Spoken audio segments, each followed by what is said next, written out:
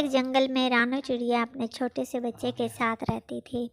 वहीं पर ही एक कल्लू कौवा भी अपनी बीवी और बच्चे के साथ रहता था। कल्लू कौवा रानू चिड़िया से बहुत जलता था। वो हर वक्त रानू चिड़िया की बुराइयां करता रहता। एक दिन सब पंछी मिलकर बैठे होते हैं कि मिट्ठू तोता बोलता है, दोस्तों, क्या तुमको पता है हमारे जंगल में एक बहुत ही खतरनाक चील आई है और वो घोंसले से बच्चों को उठाकर ले जाती है और अपना पेट भर लेती है। रानू चिड़िया, तुम्हें अपने बच्चे को घोंसले में अकेला छोड़कर नहीं आना चाहिए था। पर तोते भैया, मुझे तो चील के बारे में पता ही नहीं था। मैं अभी जाती हूँ अपने बेटे के पास। फिर रानू चिड़िया वहाँ से चली जाती है और कल्लू कौवा सोच रहा होता है, चाहे चील रानू चिड़िया और उसके बच्चे को खा जाए, फिर ही हमारी जान छूटेगी इस रानू से। कल्लू, तुम क्या सोच रहे हो? कुछ नहीं तोते। अच्छा, अब मैं चलता हूँ।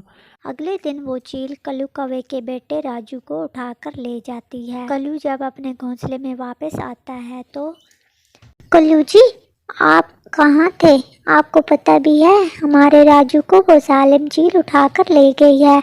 अब जल्दी से कुछ करो कल्लू जी, नहीं तो चील हमारे राजू को खा जाएगी। अच्छा, तुम सब्र करो, मैं जाता हूँ चील के पास। चील अभी राजू को खाने ही वाली होती है कि कल्लू कौवा पहुंच जाता है।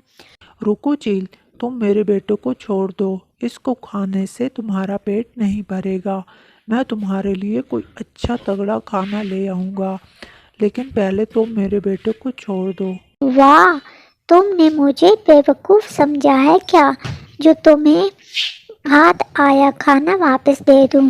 तुम पहले मेरे लिए कुछ खाने के लिए ले आओ, तो ही मैं तुम्हारा बच्चा तुम्हें दूंगी।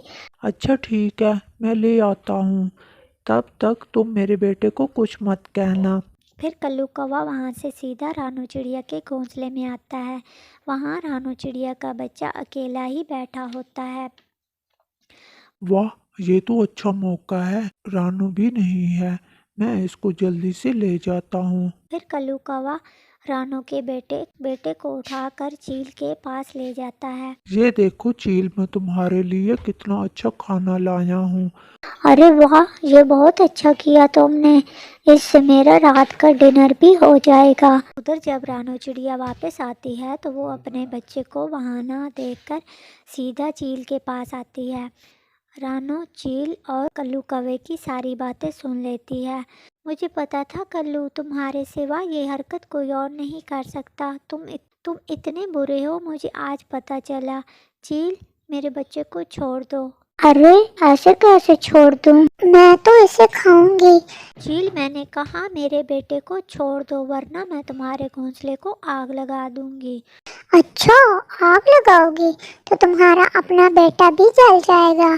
तो अच्छा है, जल जाए, कम से कम तुम्हारे पेट में जाने से तो बच जाएगा ना। चील ये ऐसे ही कह रही है। मैं तो कहता हूँ तुम इसे भी पकड़कर खा लो। अच्छा रुको, मैं अभी तुमको दिखाती हूँ। फिर रानू चिड़िया सच में चील के घोंसले को आग लगा देती है। कौवा ये देखकर फौरन ही वहाँ से चला जाता है और चील को भी जब आग की तपश महसूस होती है तो वो भी उड़ जाती है। फिर रानू चिड़िया अपने बेटे और कल्लू कौवे के बेटे को बचा लेती है।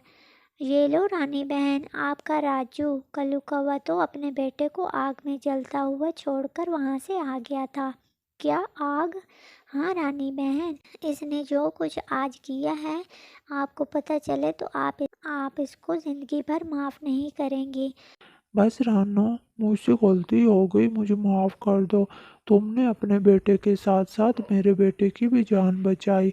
तुम्हारा ये एहसान मैं ज़िंदगी भर नहीं भूलूंगा। फिर रानू चिड़िया कल्लू कौवे को माफ़ कर देती है। इस कहानी से हमें ये सीख मिलती है कि अगर हम किसी के साथ बुरा करने का सोचेंगे तो हमारे अपने साथ ही बुरा होगा। अगर कहानी अच्छी लगी हो तो ज़रूर चैनल को ज़रूर सब्सक्राइब करें।